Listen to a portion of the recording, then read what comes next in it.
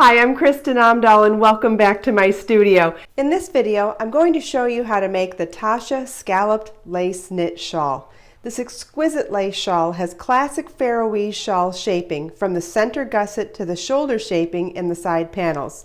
It is triangular in shape, but the strategically placed extra stitches allows it to rest on the shoulders easily. This project is knit from the top down with a seamless selvage border and finished with a delicate picot bind off. Watch to the end of the video where I'll show you how to add beads to the picot bind off. To make the Tasha scallop knit lace shawl, we'll be using 1 ball of Be-So fine yarn, which is fingering weight bamboo yarn, and we'll also be using a size US 8 5mm circular knitting needles. Let's get started. We begin by casting on 5 stitches. Make a slip knot. Slide that onto the knitting needle. That counts as the first stitch. And holding the tail in your thumb and the working yarn in your fingers, we'll pull a loop through the loop to cast on a second stitch, third, fourth, and fifth. You want a total of 5 stitches cast on to begin. We're now going to knit 8 rows. To knit, we're going to insert our hook into the loop, wrap the yarn around our knitting needle, pull a loop through. As we pull that loop through onto the right hand needle, you slide the loop off of the left hand needle. You're pulling a loop through the loop.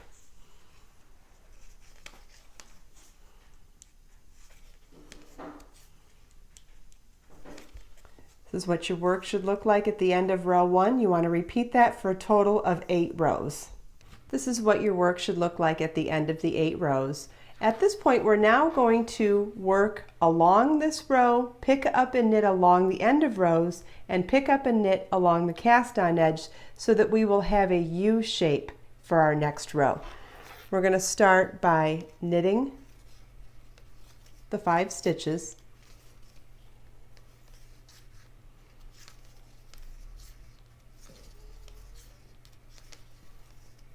Now we're going to pick up and knit and in the end of every other row for a total of 4 stitches along this edge. 1, 2, 3,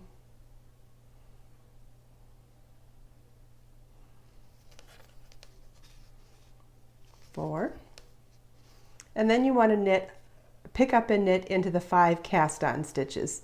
And if you have trouble reaching these, you could always use a crochet hook to pick up the stitch into the loop. I'm not having trouble with it, but I'll show you how to do it on the last stitch just in case you feel like that might be easier.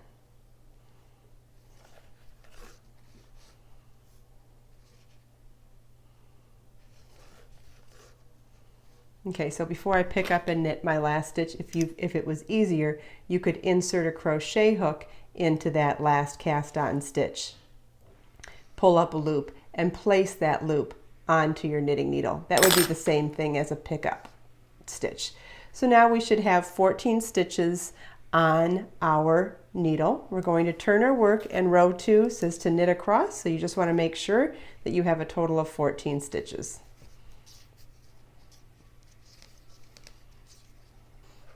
And this is what the end of that row should look like. I'm going to show you on the full-size shawl now so you can see what we just did.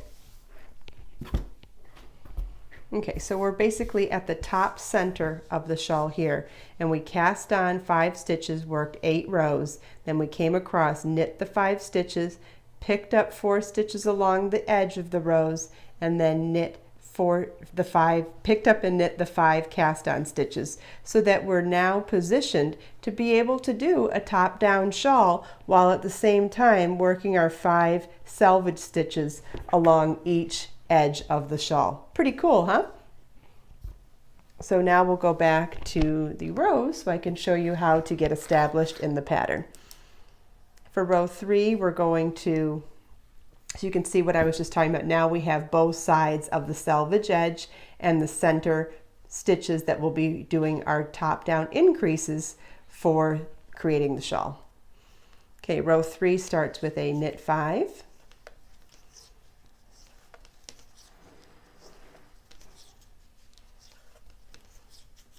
yarn over, knit 1, yarn over, knit 2, yarn over, knit 1, yarn over, knit 5.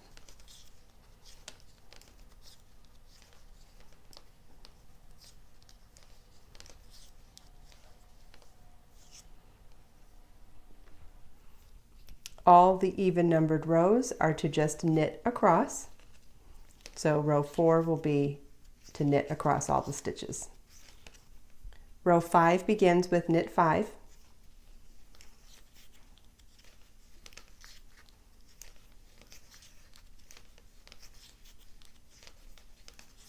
Yarn over, knit 3.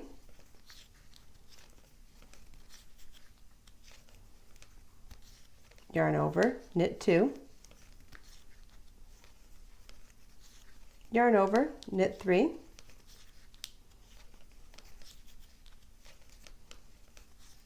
Yarn over, knit 5.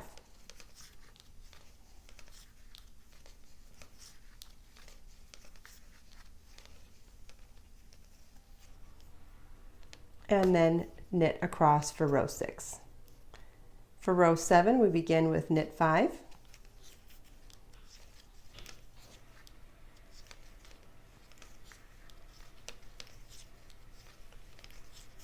Yarn over, knit 5.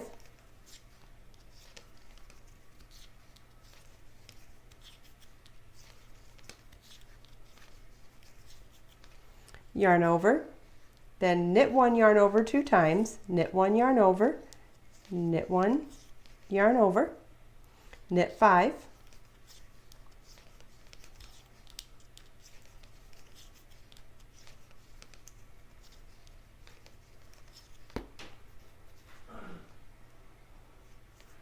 yarn over, knit 5.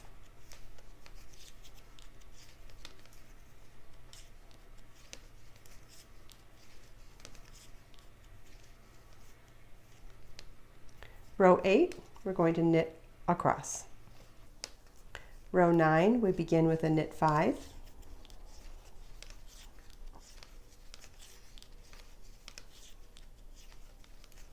Yarn over, knit 7.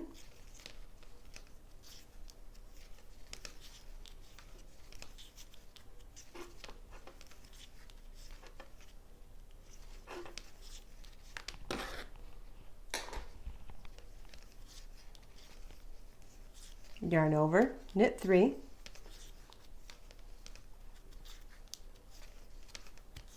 Yarn over, knit 7.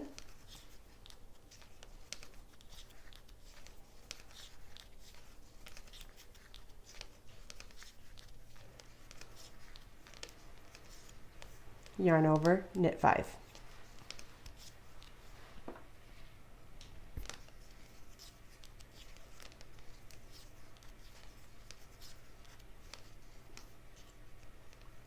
Row 10, we're going to knit all the way across. Row 11 begins with knit 5.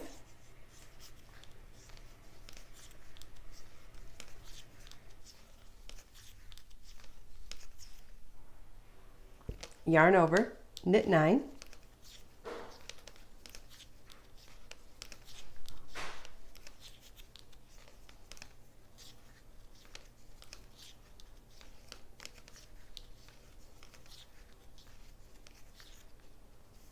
Yarn over, then knit 1 yarn over 3 times. Knit 1 yarn over once, knit 1 yarn over twice, knit 1 yarn over 3 times.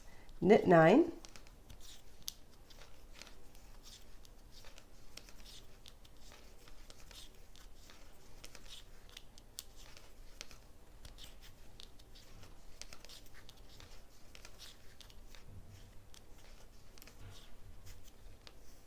Yarn over, knit 5.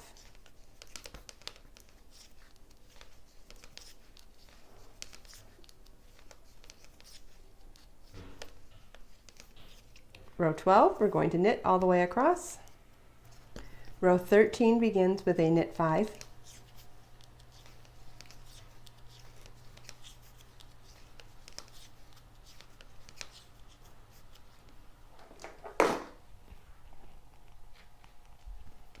yarn over, knit 11,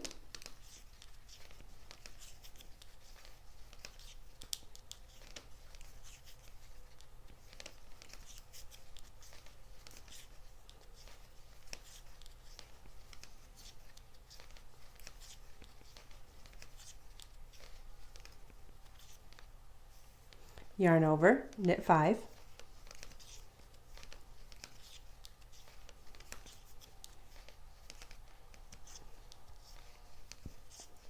yarn over, knit 11,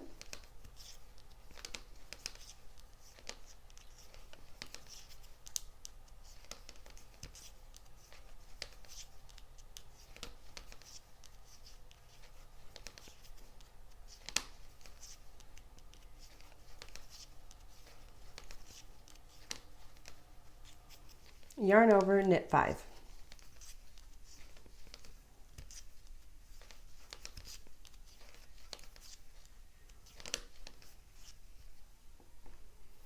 Row 14, we're going to knit all the way across. Row 15 begins with knit 5.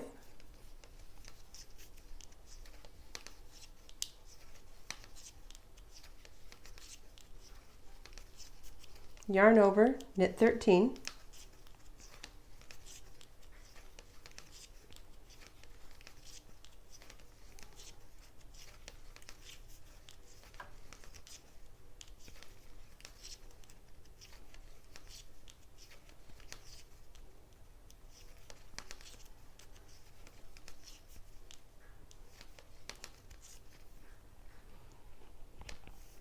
Yarn over. Then we're going to knit 1 yarn over 5 times. So knit 1 yarn over, knit 2 yarn over, 3 yarn over, 4 yarn over, and 5 yarn over. Then knit 13.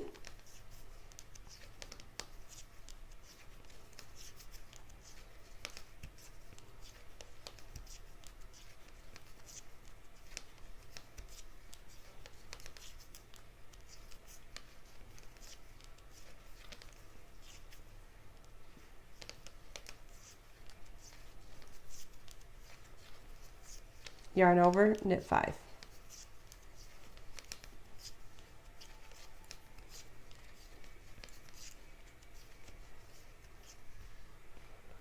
Row 16, knit across. Okay, at the end of row 16, I'm going to stretch my work out so you can start to see the shawl shape. So you can see where we began our selvage stitches, then we worked in a U around them so that we are doing their selvage stitches at the beginning and end of each row. And now we're increasing in our 2 triangle sections and increasing in our center gusset. And I'll show you that on the full-size shawl again. So this is what we've done so far, right there. Now, the significance of row 17 is that it's important that I show you how to read the instructions in the brackets and the parentheses.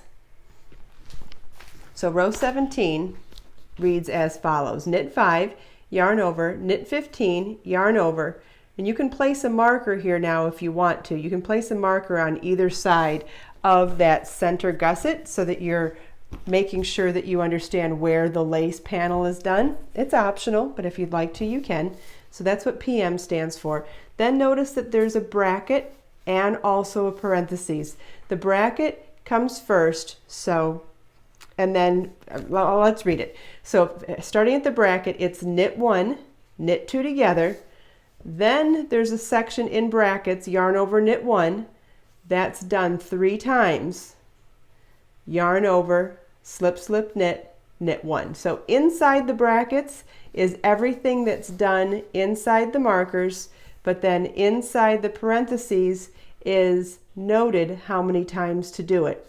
Then place marker, yarn over, knit 15, yarn over, knit 5. So now we'll do that. We're going to knit that row so you can see what those instructions mean.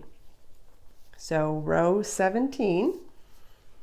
And I'll grab some markers too. And this might be a good time to pick different colored markers so that you can remember which one is at the beginning of the right side row versus the wrong side row. If that's important to you, if you're not sure you'll recognize which side is which.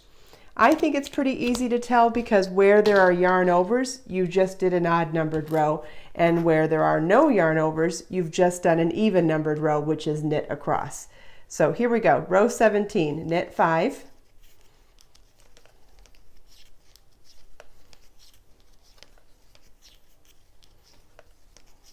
yarn over, knit 15,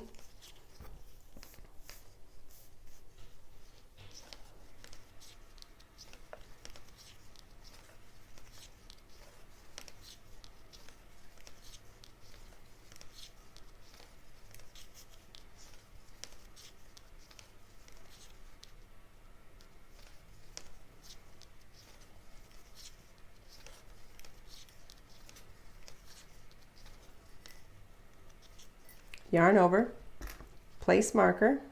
We'll just close this up so that we can slide it right on our needle. So we did a yarn over and we placed our marker. Then we're going to knit 1, knit 2 together, yarn over, knit 1 3 times, yarn over, knit 1, yarn over, knit 2, yarn over, knit 3, yarn over, slip, slip, knit. We're going to slip 2 stitches to the right hand needle and then knit them together. Whoops. Knit 1. So that's everything inside our brackets now. We're going to place our second stitch marker, yarn over, knit 15,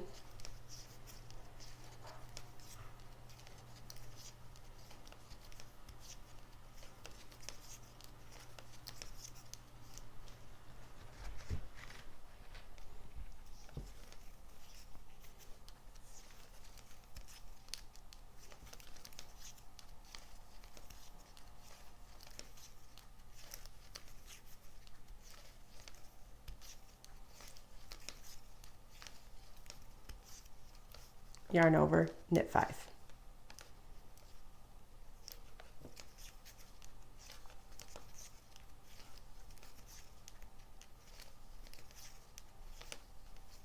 And then row 18, knit across. This is what the end of row 18 should look like.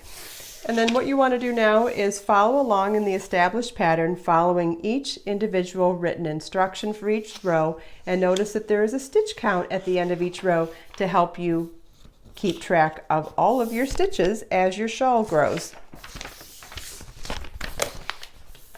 In the last section of the video, I'm going to show you how to do this beautiful knit picot bind off with an option of showing you how to add beads to it as well. For the picot bind off, we're going to knit cast on 3 stitches. So you're going to insert your needle as if to knit the stitch, pull up a loop, but instead of moving all of this to the right hand needle, we're going to add that new loop to the left hand needle. We'll do that again for a knit cast on a second stitch and knit cast on a third stitch. We knit cast on 3 and then bind off 6. To bind off 6, we're going to knit 2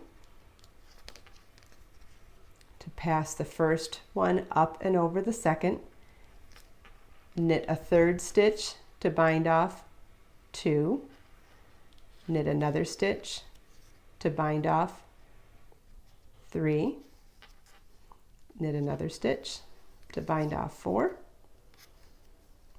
knit another stitch to bind off 5, and knit another stitch to bind off 6. Now we're going to move that stitch back to our left hand needle so that we can start our repeat again with a knit cast on 3. So insert your needle as if to knit, pull up a loop, and add it to the left hand needle. That's knit cast on 1, knit cast on 2, and knit cast on 3. Now we're going to bind off 6. You knit the first 2,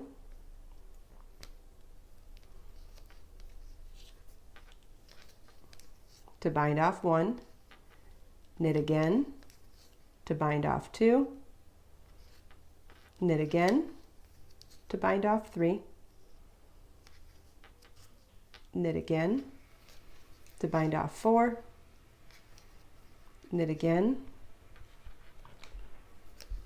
to bind off 5, knit again to bind off 6. Notice how I kind of say that in a funny way. It's because you need to knit one extra stitch before you start binding off. So as long as you say it in that funny way that I just said it, you'll always be able to cast off or bind off the correct number of stitches. If you just count the first stitch, it won't be correct. So we're going to move this stitch back to our left hand needle so that we can start the repeat again. And the repeat is to knit cast on 3 and then bind off 6. And you want to repeat this across the entire row. And this is what your picot bind off looks like. If you want to add beads to your picot bind off, you're going to need to cut your yarn before you begin the final row, or before you begin the bind off row, in order to thread your beads onto your yarn. So we're going to start by threading our yarn through a beading needle,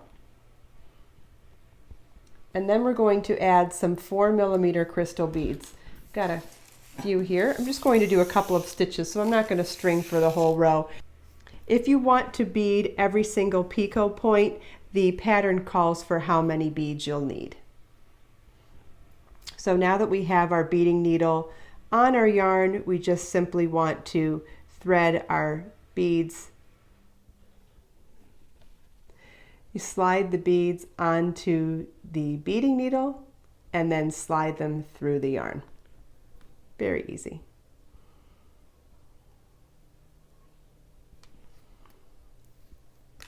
It is important that you add all of the beads on at once. So make sure you check your pattern to see how many beads you'll need. And if you're going to bead in a different pattern, not just in each picot point, you would need to adjust the number of beads accordingly. Okay, so now we're going to do our picot bind off again, only now we're going to add a bead into the center of each picot. Knit cast on 3 and then bind off 6, so knit cast on 3.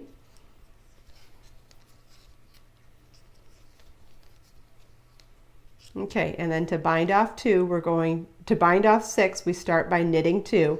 So I'm going to knit 1 stitch, and then before knitting the second stitch, I'm going to slide one of my beads up. Okay, so I'm going to slide this bead right up to the needle. We're going to insert our needle to knit the second stitch, sliding the bead right up to the needle, and then knit that second stitch to bind off 1.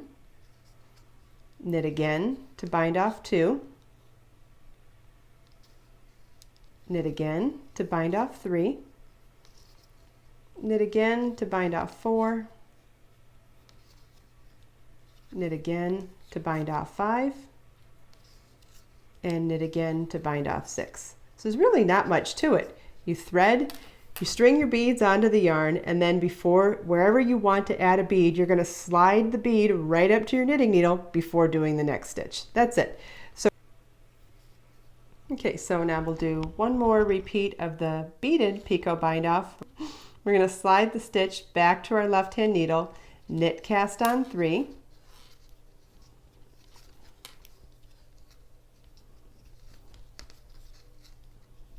and then we're going to knit 2 to bind off 1, knit 1, and before we knit that second stitch, we're going to slide another bead right up to our knitting needle. So slide it right up there, then knit 2 to bind off 1, knit again to bind off 2, knit again to bind off 3,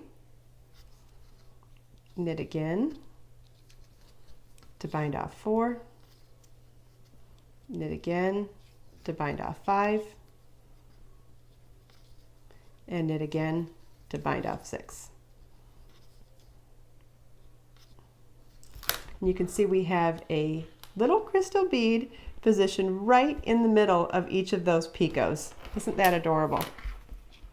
One of the things I love about Picot Bind Off is that it really helps in the blocking process. You have a precise place to put your blocking pins, but by sliding a bead up to the second stitch of the Picot Bind Off, you get that perfectly placed center crystal bead. I used colors Light Siam AB and Rose AB just to mix it up because I thought both looked actually really pretty with Tuscan Terrace colorway of Be So Fine yarn.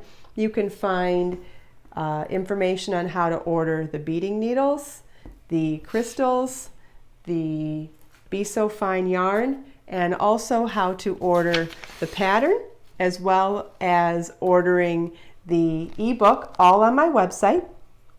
The links are provided in the video description. If you have any questions, please leave them for me in the comments. Let us make time to create, share, and inspire today and every day. I'll see you next time. Bye.